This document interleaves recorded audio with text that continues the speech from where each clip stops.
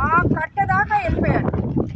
ఆ చెట్టు అవతల రిజర్వాయర్ దాని కింద ఆ ఒక్క రవ ఎత్తేసారంటే ఇప్పుడే ఆల్రెడీ సీపేజ్ వస్తుంది ఇక్కడ. అది కూడా ఎత్తేసారంటే ఊర్లలోకి నీళ్ళు వచ్చేస్తాయి.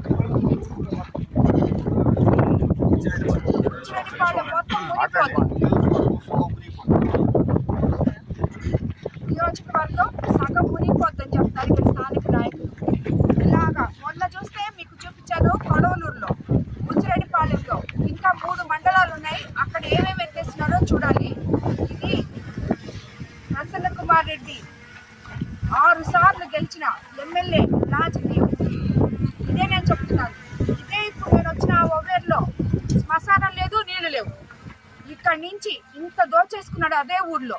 దీంట్లో నుంచి 10% ఆ ప్రజలకు పెట్టుంటే వాళ్ళు ఈరోజు సంతోషంగా ఉండేవాళ్ళు. కనీసం ఇల్లు లేవు, గుడిసెల్లో ఉన్నారు, రోడ్లు లేవు, మొత్తం దారంతా తవ్వేస్తున్నారు. ఇదే రాజకీయం? ఇదే నీకు తెలిసిన రాజకీయం? నాకు రాజకీయం తెలియదు అంటున్నావు. ఇదేనా రాజకీయం అంటే? ఒక ఎమ్మెల్యేగా ప్రజలకు ఏం కావాలో చేయడం తెలియదు నీకు. ఎక్కడెక్కడ గుర్తుండే అసలు ఆఖరాకి ఊళ్ళు ముంచేసేటట్టున్నావు నువ్వు. అది కానీ ఆ ఒక్కరావు కానీ ఎత్తేసామంటే ఉచ్చిరెడ్డిపాళెం మొత్తం మునిగిపోతుంది, సగం కాన్స్టిట్యున్సీ మునిగిపోతుంది. రిజర్వాయర్ కింద ఎంత ఉందో చూడండి, అక్కడ పంపించి ఎంత సన్నగా ఉందో చూడండి. 2-3 రోజుల వరకు కూడా ఇక్కడ తవ్వారు.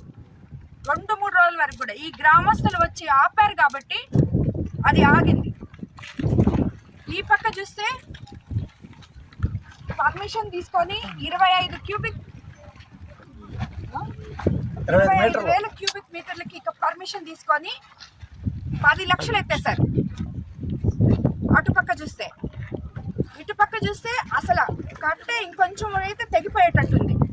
ఇది ఆయన చేసే ఘనత, రాజకీయం. ఈ డబ్బంతా ఎక్కడ పెట్టినాడో కోవూరు ప్రజలారా ఆ డబ్బంతా తెప్పించుకోండి, మీరు మీ దగ్గర తెప్పించుకోండి. ఇక్కడ దోచేసిన డబ్బు సుమారు 1,000 కోట్లు ఉంటుంది. ఈ గుంటలు చూస్తే అసలు కరెంట్ స్తంభాలు అలాగ కట్ చేశాడు. రేపు ఎప్పుడన్నా పవర్ ప్రాబ్లం వచ్చి అక్కడికి పోయి రిపేర్ చేయాలంటే ఎలా పోవాలి మనిషి? గుట్టలో ఎలా పోయి చేస్తాడు? ఇవన్నీ హైటెన్షన్ లైన్లు, వైర్లు, ఇవన్నీ ఏయో పొలాలకి నీళ్ళు వచ్చేటో, ఇళ్ళకి కరెంటు పోయేదో ఇవి ఉంటాయి. ఎక్కడన్నా రేపు ఏ తుఫాను వచ్చింది, ఏదో వచ్చింది, ఆగిపోయి అసలు ఆ నీళ్ళ వచ్చేస్తే మీ పరిస్థితి ఏంటి?